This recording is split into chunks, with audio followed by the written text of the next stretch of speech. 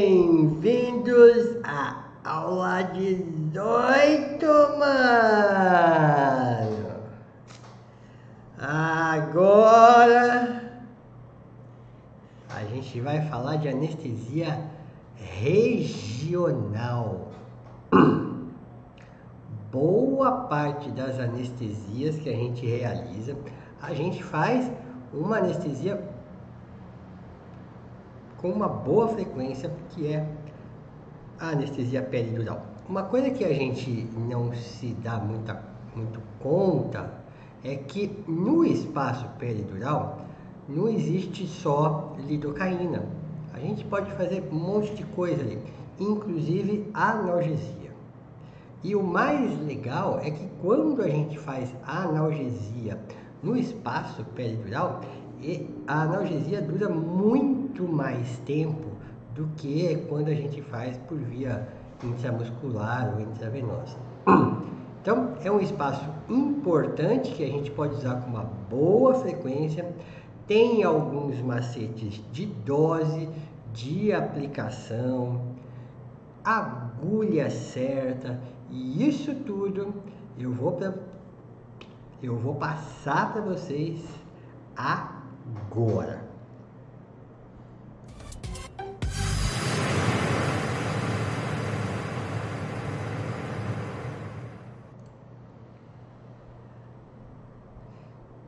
Com a aula de agora, a gente termina então o tema loco-regional, certo? São as analgesias padrão ouro, né? Desde que elas funcionem, que elas peguem, elas trazem analgesia 100% ao nosso paciente. Então são pacientes que a gente, na sequência, pode usar o mínimo possível de fármacos anestésicos, até porque um dos maiores estímulos para que o nosso paciente acorde no transoperatório é a dor. Se ele não tiver dor, a gente coloca ele em hipnose lá na indução e mantém com doses realmente baixas de anestésico. Quanto mais baixas as doses, quanto menores os volumes, vocês lembram, né? Menores as possibilidades de efeito colateral. E como que a gente vai montar esse protocolo para que a gente chegue, então, ao momento de fazer os bloqueios locorregionais? Bom, primeiramente a gente deve escolher a anestesia baseando-se num todo. Cirurgias rápidas, cirurgias demoradas, quantidade de cirurgias no mesmo paciente, nível de dor, tudo isso deve estar na nossa mente na hora que a gente vai começar a nos preparar para uma anestesia. A presença do tutor, né, com todo o histórico do paciente, vômito, diarreia, anorexia, tosse, convulsão, medicamento, outras cirurgias, tudo isso é importante que a gente tenha em mãos, né? Diabetes, hiperadreno, hemograma, né, com proteína total, hematócrito, tudo que for possível, né, para que a gente monte um mapa e que a gente consiga enxergar lá um paciente e todas as condições que podem atrapalhar a gente, né? Um gato muito arisco, um cão muito velho, são sinais de que a gente vai ter algum tipo de complicação. E é assim que na nossa cabeça vai sendo montada então uma trama aonde a gente vai colocando um fármaco, a gente fala, não vai ficar legal, né? Vamos colocar esse, isso, aí você vai ficar legal, né? Esse aqui, esse é legal, mas infelizmente, né, é um braquicefálico, depressão respiratória, então ia ser legal, mas eu não vou poder usar.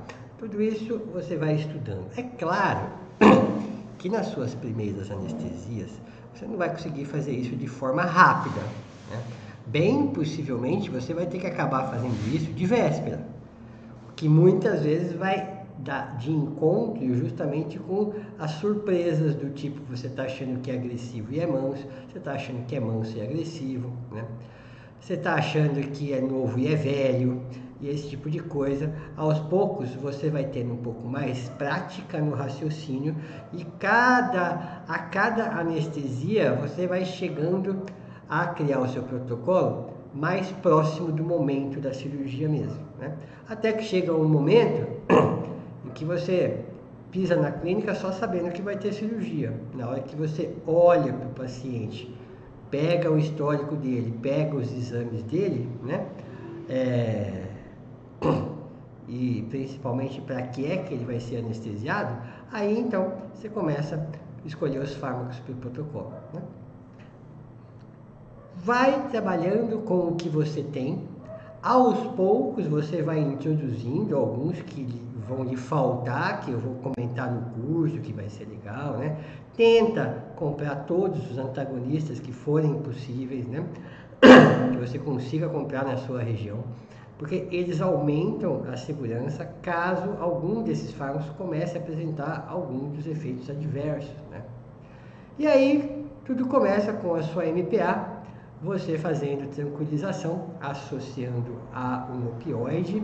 Não se esqueça que este opioide que você vai estar usando na MPA, ele vai servir principalmente para o seu paciente no momento em que ele voltar da anestesia, né? Não se esqueça também de exercitar o padrão das coisas, né? Então, boa tricotomia, né? Boa antisepsia, lave as suas mãos, um bom garrote, né? Uma veia saltada, palpável, angulação do catéter, né? A introdução rápida, o golpe rápido, esparadrapo colocado da maneira correta, né? Uma boa fixação do catéter. Se acostume a trabalhar com padrão, porque aos poucos, né, isso se torna um hábito e você vai sempre fazer muito bem feito. A veia sempre vai estar muito bem pega e tudo isso vai facilitando e melhorando as condições para que em algum momento você tenha uma condição de estresse aí, um viés, uma parada cardíaca, uma parada respiratória, está tudo muito bem feito, que vai facilitar demais a sua vida aí na hora de tentar fazer uma RCP, por exemplo. Bom, não se esqueça, velocidade de infusão tem que estar na sua cabeça. Velocidade de infusão para cão e para gato, de um modo geral, né? Não estamos discutindo aí uma hipovolemia ou qualquer coisa, mas olhou para um gato, você tem que lembrar que são 3 ml quilo hora. Olhou para um cão, você tem que lembrar que são 5 ml quilo hora. Da mesma forma que quando você puxar o Propofol na sua seringa, você também tem que lembrar que essa aplicação deve ser feita em 2 minutos. Vai aplicando o Propofol, vai acompanhando o plano de Guedel. A hora que ele entrar no segundo plano do terceiro estágio, é hora de você intubar, oxigenar. Trabalhar com anestesia local, se possível, se não for possível, anestesia regional. Neste momento, eu vou mostrar para você o que é o universo da anestesia regional. Vou passar para vocês a agulha ideal para você fazer esse tipo de bloqueio e também o neurolocalizador, que é um aparelho que já não é tão baratinho, mas alguns tipos de bloqueio regional vão precisar dele, tá? Alguns outros tipos vão precisar do neurolocalizador e também de um ultrassom, mas aí eu não vou entrar no detalhe, porque aí já é parte de anestesista mesmo. Mais uma vez, que fique bem claro, né? O que eu vou passar para vocês agora é fácil de fazer, dá para vocês introduzirem na rotina do dia a dia das cirurgias e anestesias aí da clínica de vocês. Então, agora a gente vai falar. Ah, entrou. Agora a gente vai falar então de anestesia regional.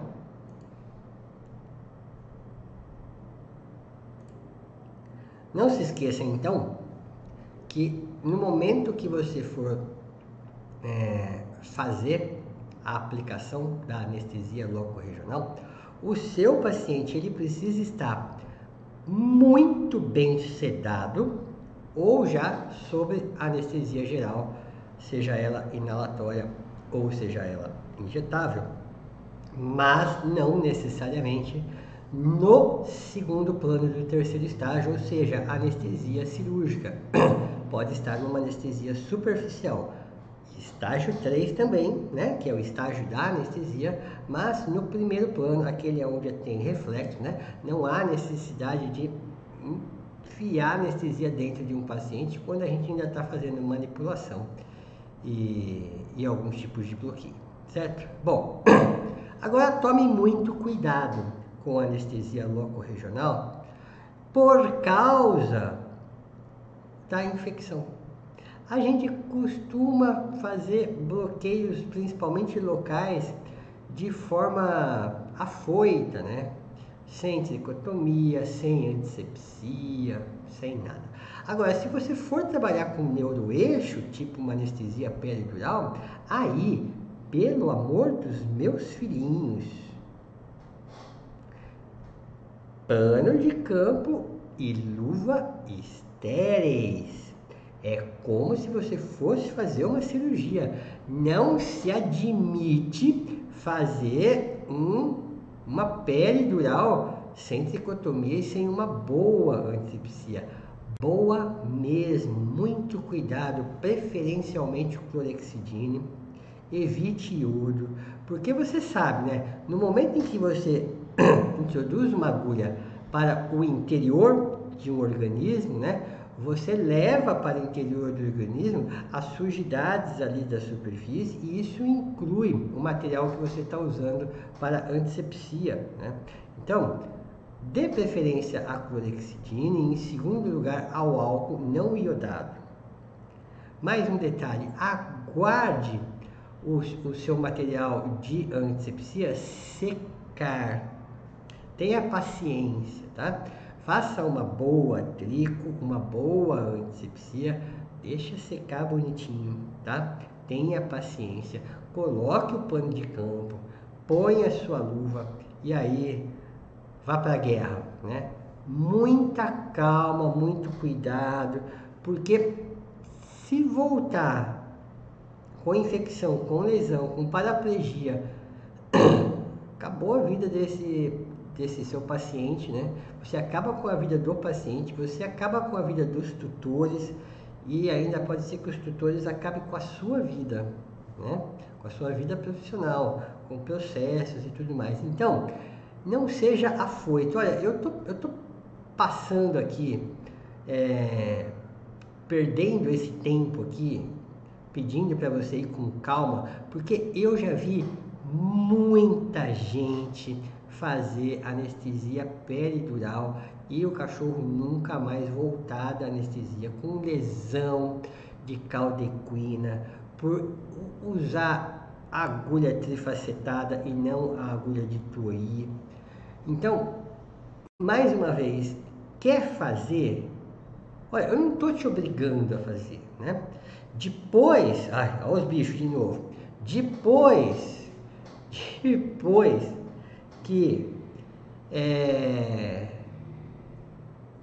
eu te ensinar anestesia locorregional, eu vou te ensinar analgesia por infusão, né?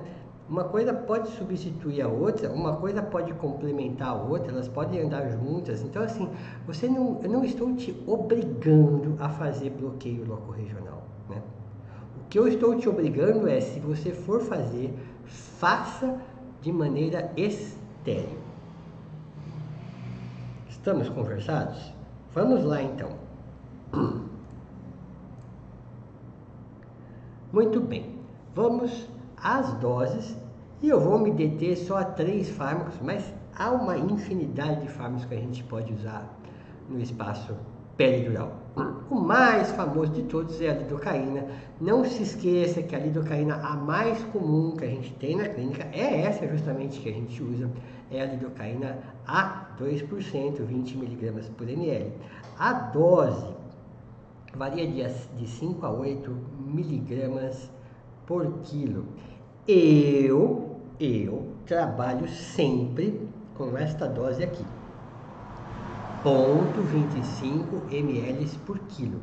Existe uma outra técnica que você pode medir o tamanho da coluna vertebral e calcular baseado no tamanho da coluna, né? Ao invés de você trabalhar por peso. Porque muitas vezes você tem um cachorro mais quadradinho e gordo, e às vezes você tem os cachorros retangulares, baixinhos, e pode dar uma pequena diferença, né? De repente, doses um pouco a mais ou um pouco a menos, por causa dessa variação anatômica, principalmente dos cães, mas que na prática o valor final em ml fica muito parecido, né? Então eu trabalho desse jeito aqui, 0,25 ml, cadê meu mouse? 0,25 ml por quilo. Então, animal de 10 quilos, eu vou colocar 2,5 ml no espaço peridural. Bom, cirurgias rápidas, lidocaína, a regra continua sendo a mesma, né? Até 1 hora, lidocaína. Cirurgias mais próximas de 4 horas, a bupivacaína. E cirurgias que ficariam entre 1h30, 2 horas e pouco, você faz o meio a meio, né? Metade de lido, metade de bup. O que você pode fazer? Depois que você puxa na seringa a lido, a bup ou a lido mais bup, é você completar com esta dosezinha aqui, facinho de decorar também, 0,01 ml por quilo, né? Que dá 0,1 ml para 10 quilos de morfina. O que é legal da morfina por via peridural? A morfina, ela vai durar de 4 a 6 horas se você der ela via intramuscular, mas quando você faz ela via peridural, ela pode chegar, normalmente não chega, né? Mas ela pode chegar a 72 horas, 3 dias de duração. Olha como é legal, né? Você já vai fazer a peridural, né? Porque você vai fazer uma cesariana, você vai fazer uma cirurgia, uma ortopedia em algum membro, enfim, você já vai fazer a peridural. Não custa nada puxar 0,01 miligrama quilo e colocar nessa seringa e você já poder se despreocupar de analgesia por até 3 dias. A morfina ela tem essa capacidade, né? Quando você está fazendo ali uma anestesia para um ligamento cruzado, por exemplo, né?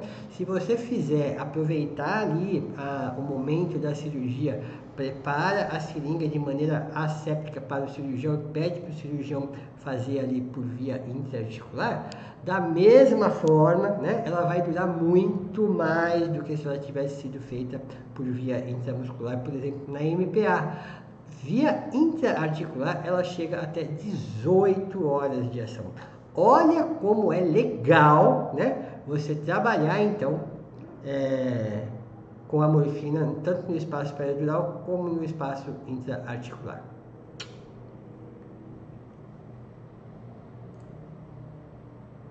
Bom, então agora eu vou me ajeitar, porque agora o negócio vai pegar. Vamos lá passar para vocês o passo a passo da peridural de um jeito que você vai fazer, que você não está acostumado a fazer, mas é o jeito certo. E mais uma vez, eu quero que você faça do jeito certo, para depois não vir chorar o leite derramado num dia que der um problema, né? Olha, a chance de dar problema com agulha, com catéter, não usar a agulha adequada, né? Não fazer antisepsia. Vamos lá. Então, primeira coisa, espaço lombosacro. Fácil de palpar, porque é um buraco bem grande que você pode ir palpando com o dedo, certo? Que vai ficar ali entre a última lombar e a primeira sacral, entre L7 e S1. A hora que você achar o espaço, é ali que você vai trabalhar. E você vai trabalhar com a agulha de Tuoi. Tem gente, olha, essa agulha, cada um fala um nome. Tem gente que fala Tuori, Tuoi. Eu falo Tuoi. Você fala do jeito que você quiser. Eu vou mudar a minha câmera porque eu vou pegar a agulha e eu quero ver se eu consigo dar foco aqui nela. Mas depois eu vou jogar ela em cima da câmera. Isso aqui é uma agulha de Tuoi, tá? Assim como qualquer agulha, tem vários tamanhos e vários calibres, tá? Essa agulha aqui, eu gosto de trabalhar com cães na faixa de 15 a 20 quilos mais ou menos. O que ela tem de legal? Ela tem um monte de coisa legal, né? A primeira coisa é um mandril.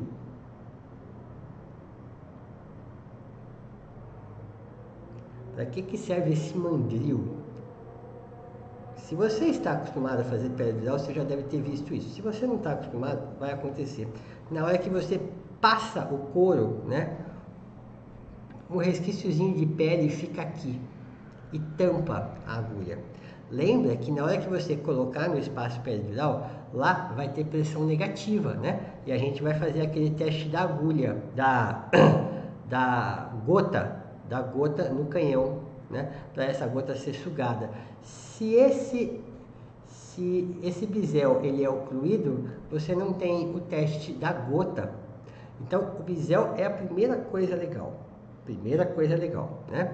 Bom, ele vai contando aqui em centímetros para você saber a profundidade que você vai colocar. Na veterinária a gente não trabalha muito com isso, né? E a gente também não trabalha com essa aba aqui, que é para o médico anestesista, né? O médico anestesista, ele vai entrar no espaço peridural nesta posição aqui, né? Então ele vai palpar no paciente, vai posicionar assim e aí ele vai empurrar. Nós, veterinários, a gente usa só essa parte aqui. A gente posiciona assim e a gente empurra segurando aqui, né? Agora, o legal é você entender esta pontinha aqui. Então, eu vou fazer aquele corte rapidinho e eu vou filmar em cima da agulha para você entender como é a ponta dela. Então, 1, 2, 3 e vamos mudar a cena. Muito bem, essa aqui é a agulha de Tuoi. Então você repara que a ponta dela, olha, não é trifacetada. Ela é arredondada e lateralizada. Olha que legal. Então, repare que ela não fura. Ó, tô batendo meu dedo aqui, ó. Ela não fura, ó. Não fura o meu dedo. Pra falar a verdade, nem machucou. O que mostra que quando a gente for usar a agulha de Tuoi, olha como ela é legal. A gente tem que fazer uma certa força para perfurar o couro, né? Então, às vezes a gente até usa uma agulha normal trifacetada para fazer um rasguinho no couro para ela entrar mais fácil, né? Então, esse bisel aqui vai ficar voltado cranialmente no nosso paciente, né? Para que quando a gente fizer a aplicação, a lidocaína vá sentido cranial e não sentido caudal, né? Por isso que é tão importante a gente ter um mandril para a gente trabalhar com essa agulha aqui, que é a famosa, então, agulha de Tuoi. A agulha de Tuoi você também vai conseguir comprar facilmente do pessoal que vende medicamento de linha humana, né? Então aí você pode ter os diversos tamanhos que você quiser. Bom, então como é que funciona quando você vai trabalhar com a agulha de Tuoi? Você vai vencer o couro, né, de forma rápida, né? Depois, lembra que não vai ocluir o bisel porque ele tem um mandril, né? E aí, neste momento que você penetrou o couro, o que é que você vai fazer? Você vai puxar um pouquinho aqui o mandril, e aí você vai vir com uma seringa, e bem aqui no cantinho você vai deixar uma gota suspensa, bem aqui no canhão da agulha, certo? Nesse momento, então, você pode acabar de tirar o mandril, essa gotinha vai ficar aqui, e aí então você vai procurar o espaço, né, que vai ter a pressão negativa.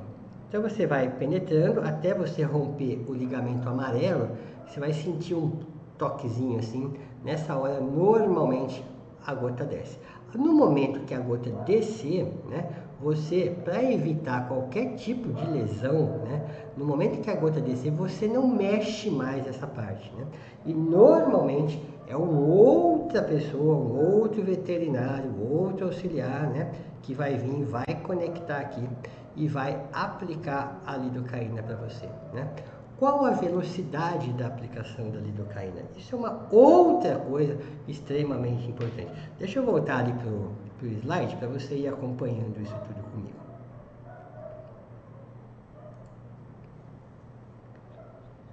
Então vamos lá. Primeiro você localiza o espaço, tudo bem? Localiza o espaço. Vai utilizar a agulha de Tuoi, né? Porque ela tem essa característica da ponta dela aqui, que se caso o seu paciente tenha caldequina, ela vai encostar na caldequina, mas ela não vai lesionar a caldequina, e isso que é o legal dela, né? Por isso que ela é hoje, né? Há anos atrás a gente não conseguia nem comprar, né? Ela é muito cara, aquela coisa toda. Mas hoje já está inconcebível você fazer alguma anestesia no espaço peridural sem esse tipo de agulha, tá bom? Bom, então o bisel é voltado no sentido cranial do seu paciente, né, e não no sentido caudal, porque você vai aplicar a lidocaína e você quer que ela vá para o sentido cranial. Bom, qual é a velocidade de aplicação? Hoje em dia a gente sabe que se você quiser um bloqueio mais cranial, você não necessariamente precisa de mais volume. Até por isso que eu falei para vocês, eu vou voltar no outro slide aqui. Eu comentei para vocês que eu só faço meu mouse. Eu só faço a dose mínima. Eu nunca faço 0,4. Por quê? Porque hoje, se eu quiser uma anestesia mais cranial, eu não preciso de volume. Eu vou trabalhar com velocidade. Hoje a gente já sabe que a molécula da lidocaína ela vai caminhando, entrando em contato, se ligando a outras moléculas de gordura no caminho. Então, para que você tenha uma anestesia mais cranial, o que você deve fazer é uma aplicação mais lenta. Aplica devagar. E aí você vai ter um bloqueio mais cranial. Não, eu só quero um bloqueio curto ali, abaixo do umbigo mesmo, porque na verdade eu quero fazer uma cirurgia de membro pélvico. Então aí você pode vir e aplicar rápido. Fechou? Aplicou. E agora? Vira e pode fazer a cirurgia? Aguarda 5 minutos e pode começar a cirurgia? Olha só, tem muito detalhe importante na peridural. A peridural demora. Olha, se você fizer tudo certinho e pegar de primeira, assim, acertar o espaço, você vai gastar de 10 a 15 minutos. Normalmente você gasta de 15 a 20 minutos para fazer tudo, né? Desde a antisepsia, da tricotomia e de tudo mais. Assim que você aplicar a lidocaína,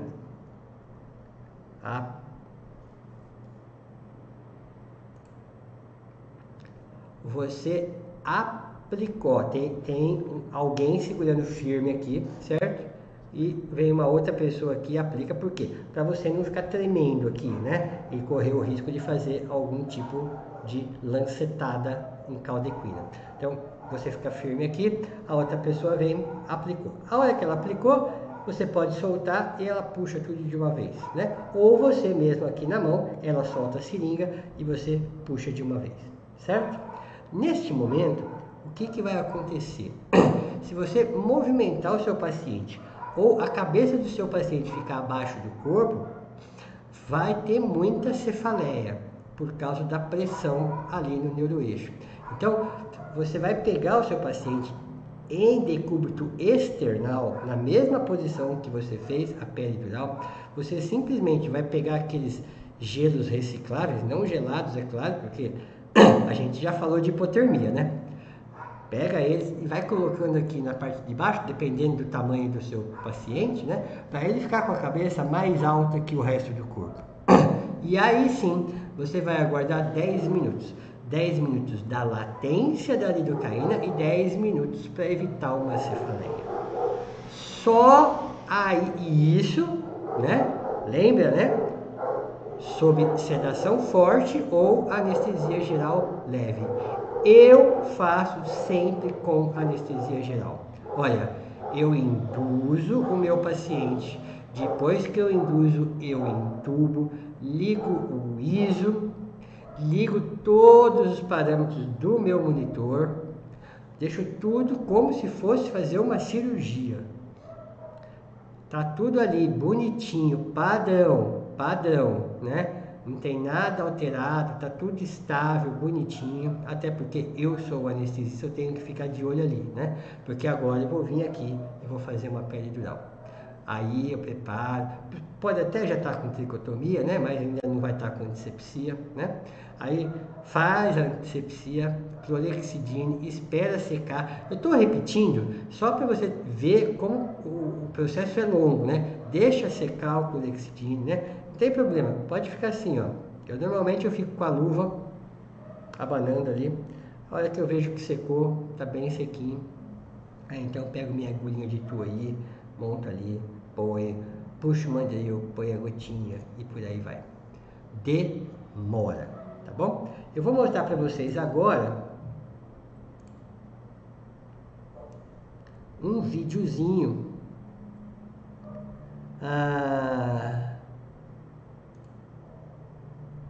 de uma peridural. Esse vídeo é bem antigo, ele não foi feito com agulha de Tuori, ele foi feito com uma agulha de catéter, que era o que a gente fazia aí algum tempo atrás, tá? Mas vamos acompanhar que é uma aplicação de anestesia padrão, né? Então você vai ver pano de campo, você vai ver luva cirúrgica, vamos acompanhando.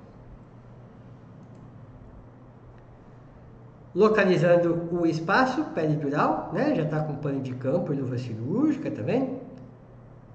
Então ela rompe o couro e aí vem algum auxiliar e vai colocar uma gota ali pendente no canhão.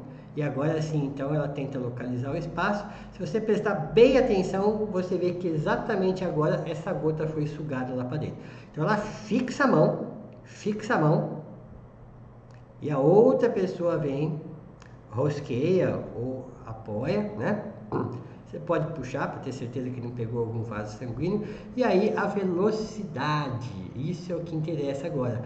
Como ela quer um bloqueio alto, então a aplicação está bem lenta.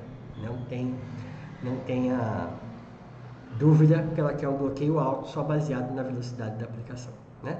Você veja que o paciente já está dormindo, né? Já está entubado, já está todo no processo da anestesia. Algumas escolas ainda ensinam que depois que você fez a aplicação, né?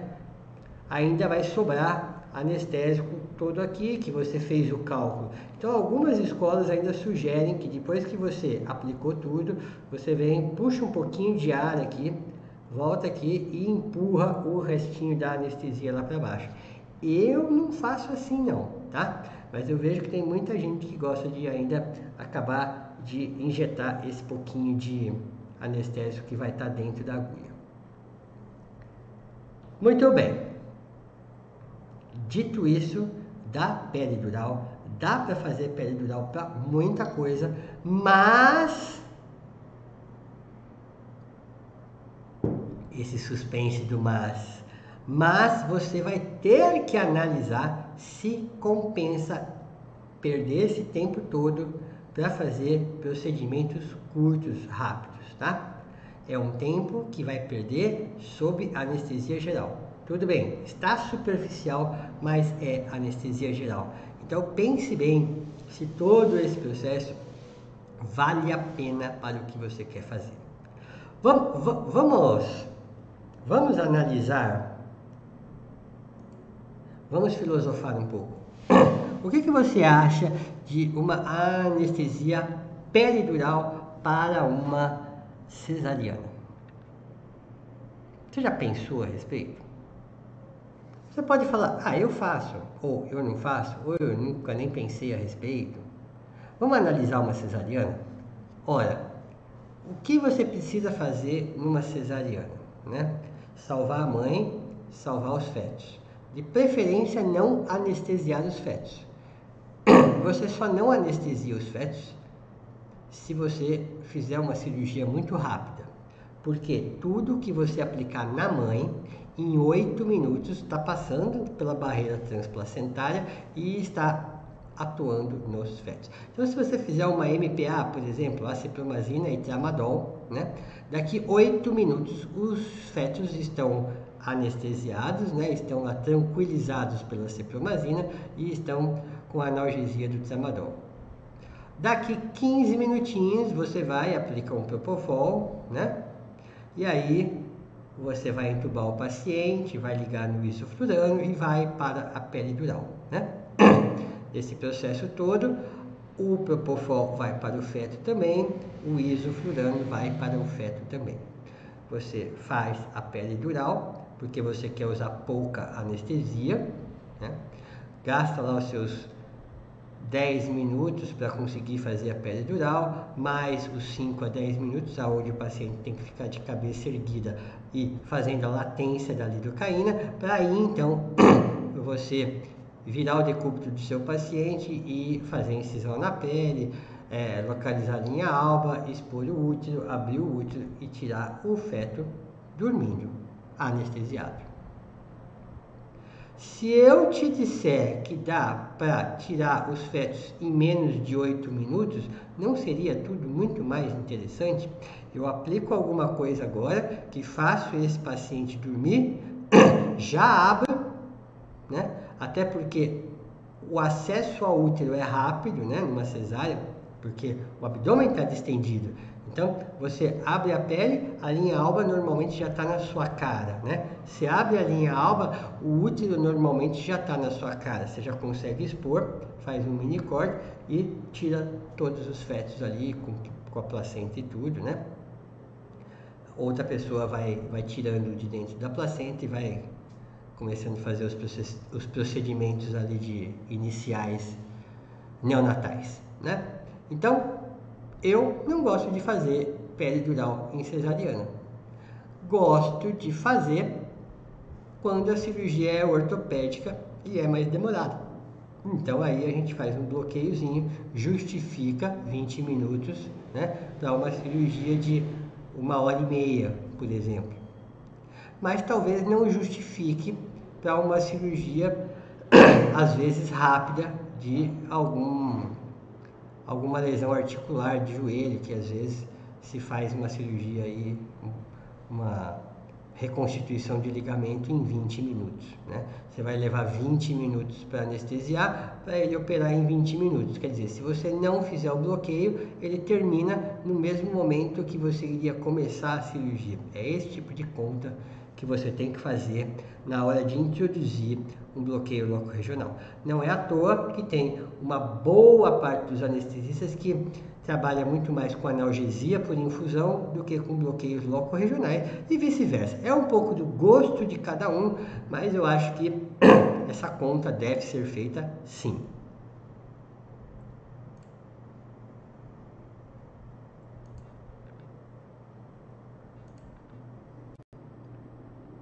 Um outro bloqueio regional que dá para ser feito é o bloqueio subescapular do plexo braquial, né? A gente usa muito peridural para membro pélvico e a gente pode usar bloqueio subescapular para membro torácico. Eu já vou te adiantar o seguinte: o membro torácico dificilmente você vai conseguir uma boa anestesia via palpação e aplicação de lidocaína às cegas, né? O ponto, ele até é relativamente palpável, né? Mas se você lembra da anatomia, o plexo braquial, ele é grande, ele fica bem no meio assim da axila. Tem inervação muito importante que se a agulha bater ali pode fazer uma lesão. Então, neste caso, a gente usa o eletroneurolocalizador, que é um equipamento que eu poderia até chutar o preço dele. Eu já andei chutando alguns preços aí, posso estar errando bastante ou não, mas eu imagino que ele fique aí variando de marca para marca, das mais simples às Ferraris, né? Eu acho que ele deve variar entre R$ 2.500 até R$ 8.000, se não me engano. Eu vou mostrar para você o bloqueador e como é que ele funciona, para daí no final eu vou te mostrar um videozinho dele na ativa, tá? Então a gente vai trocar a câmera aqui e eu vou fazer aquela troca para a câmera para a gente mostrar sobre o neurolocalizador. Muito bem, esse aqui é o neurolocalizador e todos os seus apetrechos aí para a gente localizar o nervo. Qual é o grande objetivo do neurolocalizador? É que a gente consiga chegar o mais perto possível do nervo sem fazer lesão no nervo e com isso a gente consegue diminuir absurdamente o volume de lidocaína para a gente conseguir ter um resultado muito bom. Bom, então no que consiste o eletroneurolocalizador? Ele é um equipamentozinho movido a bateria, né? Que ele vai emitir uma corrente em miliampere e vai soltando pulsos de choque no nosso paciente e a gente vai acompanhando a partir desses pulsos de pequenos choques, né, a distância da agulha ao nervo que a gente quer bloquear. Então vamos lá, como é que ele funciona? Ele vai ter um polo positivo e um polo negativo, né? Então um dos polos é o preto. Então o que a gente faz aqui? A gente conecta o preto e conecta o vermelho.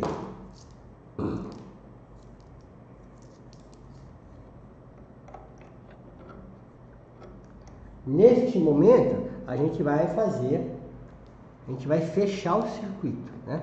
Então a gente vem com esse jacarezinho e a gente coloca o jacarezinho normalmente a até 10 centímetros, por exemplo, do nervo que a gente vai querer bloquear, certo? Então, esta aqui é a agulha do neurolocalizador, né? Ela também tem o mesmo formatinho, agora não vai dar foco, né? Ela é muito parecida com a agulha de Tuori. Se ela desse foco, ela é tão fininha que vai ser difícil dar foco, mas vamos ver se a gente consegue aqui. Para você ver a pontinha dela aqui. Ela é uma agulha especial, né? Porque ela também vai transmitir a corrente elétrica, né? Ela é uma agulha que teoricamente é uso único, né? Ela sai hoje na faixa de uns R$120 cada agulha dela. Então, a parte elétrica dela, a gente vai conectar aqui, ó.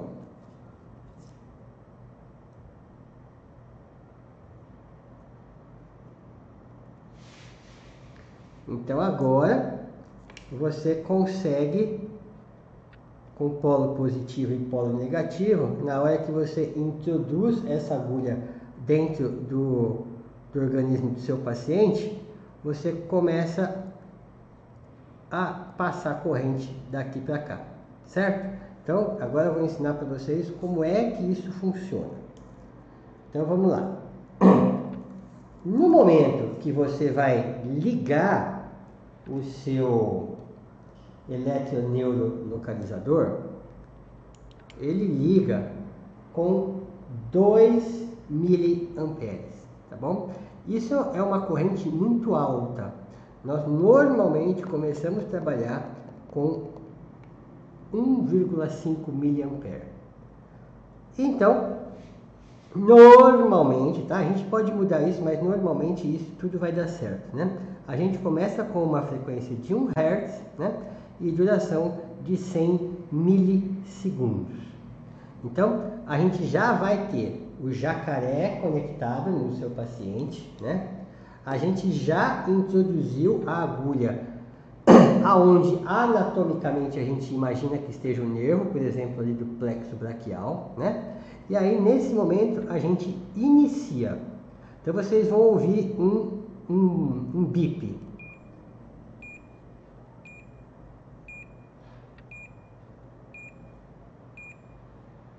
Então, cada vez que ele soa um bip, que ele está nessa duração e nesta frequência, né? Que a gente pode mudar também, olha.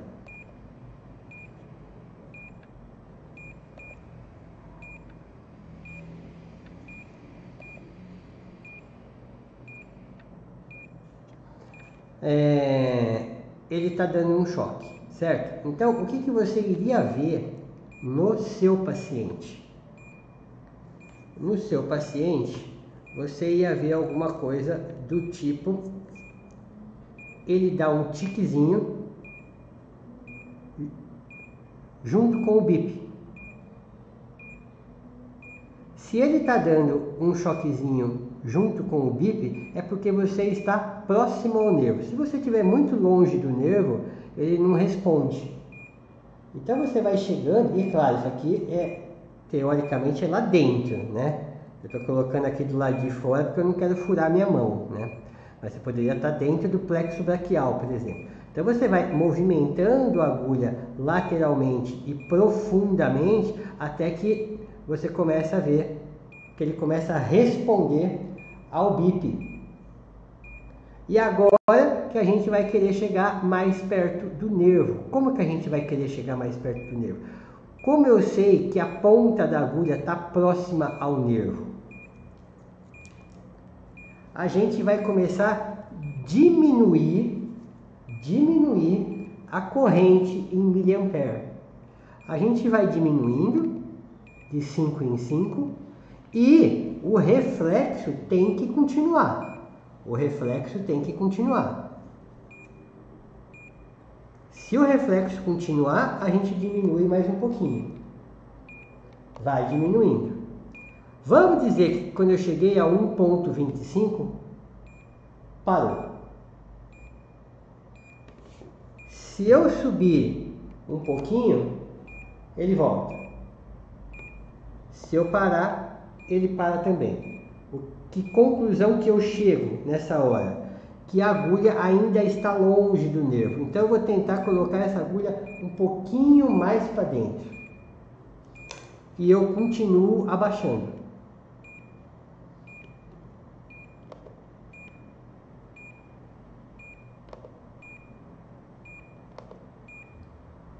Se parou, é porque a agulha ainda está longe. E mais uma vez a gente vai mexendo. A gente mexe muito sutil, né? Porque é só um nervo e a gente está muito próximo. Então, às vezes a gente só vira assim e acaba pegando no lugar. O nosso objetivo é que a gente consiga abaixar até 0,5. Se a gente conseguir abaixar a 0,5 e ainda ter essa sensibilidade ao bip, significa que a gente possivelmente está a 3 milímetros do nervo. Mas a gente pode estar muito mais próximo do que isso, né? A gente pode estar com a ponta da agulha dentro da bainha do nervo. E aí a gente pode fazer uma lesão no momento da aplicação da lidocaína, né? Então, qual que é o segredo? O segredo mais recente. Antigamente a gente não fazia assim. Hoje a gente já faz. Então a gente tem que ter resposta com meio, né? A gente abaixa.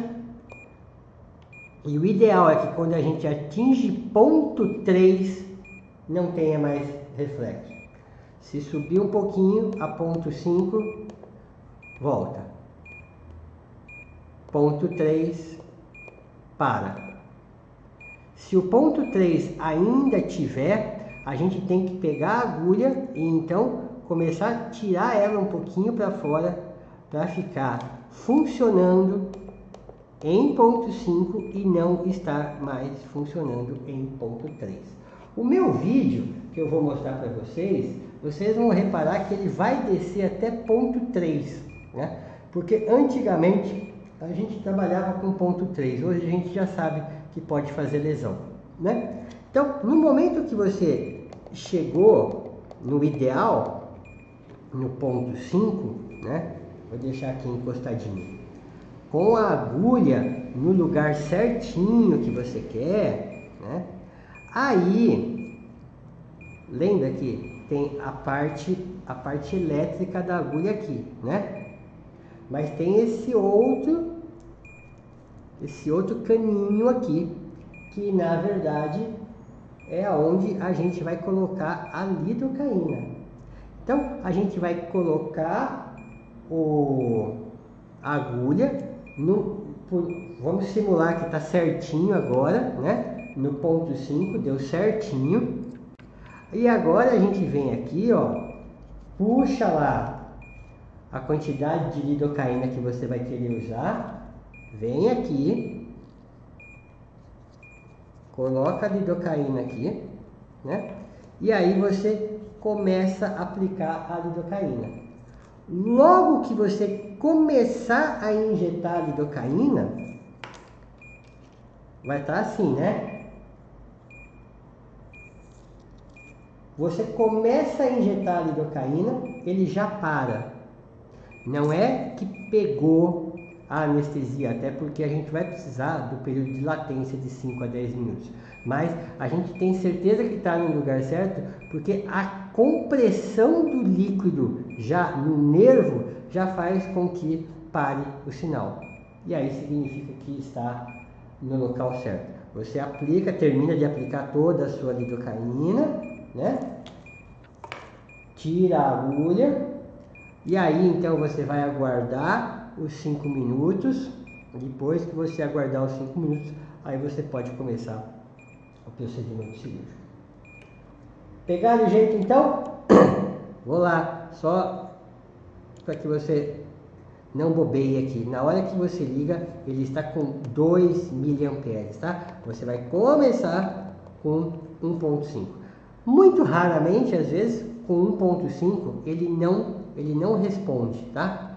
E aí sim, você aumenta um pouquinho para ver se você localiza mais ou menos onde é que está o nervo, tá? Mas eu nunca passei de 1.7. Normalmente eu começo com 1.5, né? A gente já tem as localizações anatômicas do nervo, né? Então a gente acaba já começando bem próximo a ele. Eu vou voltar então lá para outra tela agora e a gente mostra o videozinho, tá bom?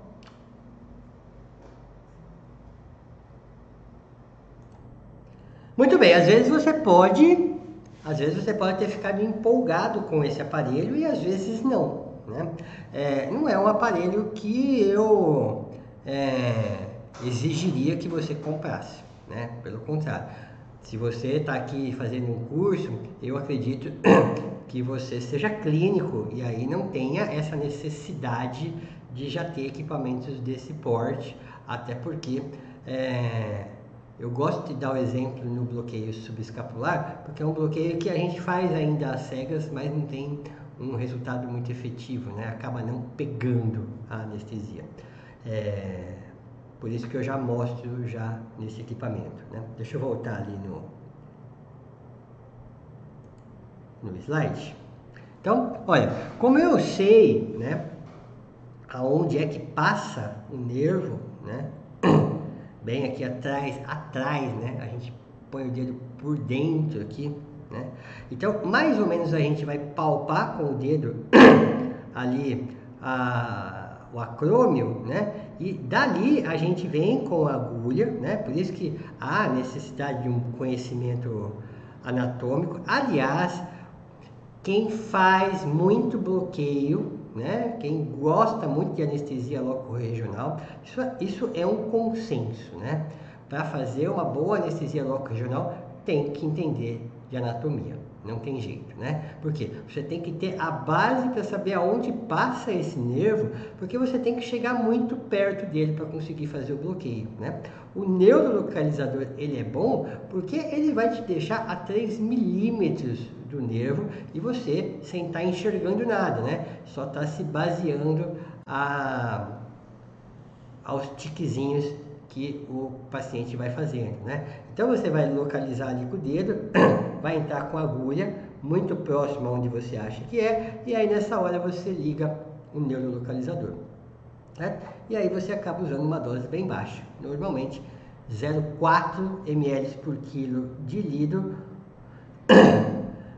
ou 0,4 miligramas por quilo de BUP, ou ainda 0,2 mais 0,2 na mesma seringa, tá?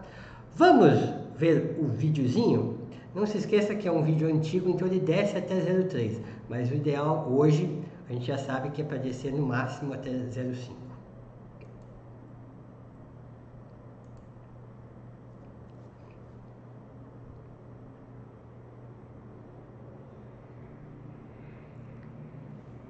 Veja como a agulha ela é romba, né? Como a gente tem que fazer força para penetrar o couro. E aí, a partir da hora, esse é o tiquezinho que eu falo que tem, né? Normalmente com 1,5. Ó, e aí vai abaixando, esse aparelho também ele é antigo, né? Dá para você fazer sozinho, mas a maioria das vezes, se tiver duas pessoas, é mais interessante para você poder ter mais firmeza na manipulação da agulha, né? E aí, olha, repare que no exato momento que começa a aplicar, o braço lá já para de responder ao estímulo, né?